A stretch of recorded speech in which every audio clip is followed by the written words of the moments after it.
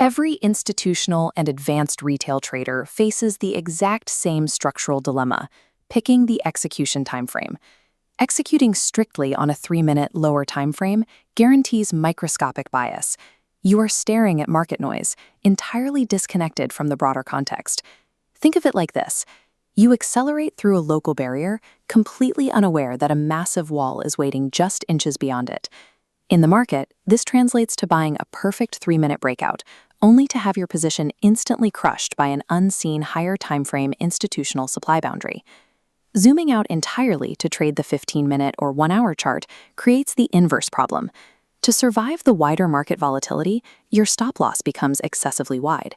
This forces you into tiny contract sizing and destroys your risk-to-reward ratio. Traditional single timeframe execution forces a mathematically losing compromise. You either sacrifice macro context or you destroy your micro-risk parameters. The DRW version 5.3 dual order block engine corrects this structural flaw. It mechanically projects higher timeframe 15-minute volatility boundaries directly onto a granular 3-minute user interface. This schematic shows a large, rigid higher timeframe volatility zone being perfectly superimposed over a highly detailed lower timeframe price wave. This overlay allows you to pinpoint the exact locations of macro liquidity while preserving the tight execution leverage of a micro window. By separating the visual target engine from the risk calculation engine, you can systematically engineer structural risk asymmetry. The internal geometry of the DRW matrix relies entirely on 4 persistent color-coded price tags. This chart displays a standard baseline 3-minute candlestick view. We plot an Aqua tag at the absolute top of the price scale, mapping exactly to the highest wick of the active higher timeframe signal block. This acts as the macro resistance ceiling, representing your ultimate short invalidation level. Conversely, a Fuchsia tag anchors to the bottom of the scale, aligned with the block's lowest wick. This serves as your long invalidation mark and primary sell-side liquidity pool. A yellow tag is plotted exactly halfway between the Aqua and Fuchsia levels. This is the higher timeframe 50% midline.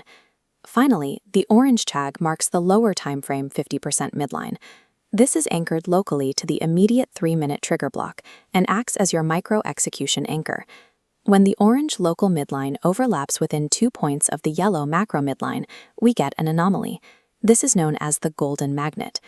Moves originating from this precise double midline overlap exhibit extreme, unmatched directional velocity. Memorizing the exact structural roles of these 4 axis tags is the non-negotiable prerequisite for reading institutional order flow inside the matrix. The highest win rate execution play built into this architecture is the higher timeframe sweep and reclaim. This chart shows price action trending aggressively downward before finally breaking below the established Fuchsia bottom boundary. Retail traders immediately short this breakdown, flooding the market with aggressive sell orders.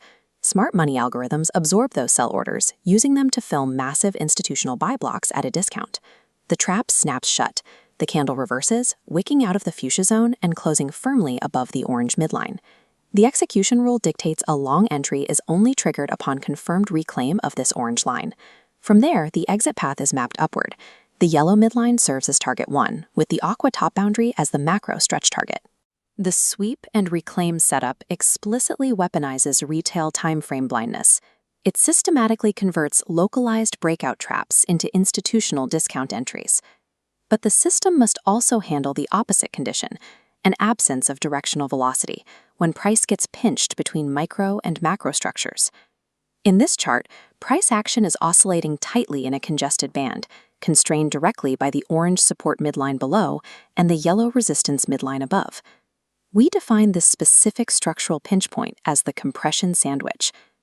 To filter the noise of this compression, we consult the Telemetry HUD and its primary metric, the KER efficiency readout. When it displays 0.25, it enters a visual warning state. Below 0.30, trading the mid-range is forbidden. You wait for the exact moment the KER readout spikes above 0.50, perfectly aligned with a bullish candle closing cleanly outside the compression boundary. This paired event, a quantitative KER expansion above 0.50 coupled with a structural price breakout, is the ultimate trigger for a momentum entry. The KER filter acts as a structural shield. It prevents the persistent small losses that destroy traders during low-efficiency chop. Combining macro access tags, micro triggers, and KER filters serves one mathematical purpose: the systematic expansion of your risk-to-reward profile. This successful trade overlay highlights geometric disparity. A tiny red risk box isolates a 3-minute candle, contrasted against a massive green reward box stretching to the 15-minute Aqua line. Contract risk locks to the micro candle, while targets remain permanently fixed to macro architecture. This architectural separation between risk calculation and target mapping creates what is known as the anchored HUD advantage. By executing a micro risk parameter while holding for a macro-level target, the math inherently forces the trade profile into highly asymmetric brackets, systematically achieving 3-to-1, 4-to-1, and 5-to-1 risk-to-reward ratios. Institutional execution is rarely about perfect directional prediction. It is about exploiting geometric risk asymmetries. The DRW matrix weaponizes timeframe blindness by structurally bridging the gap between micro execution logic and macro liquidity pools, forcing the math to work entirely in your favor.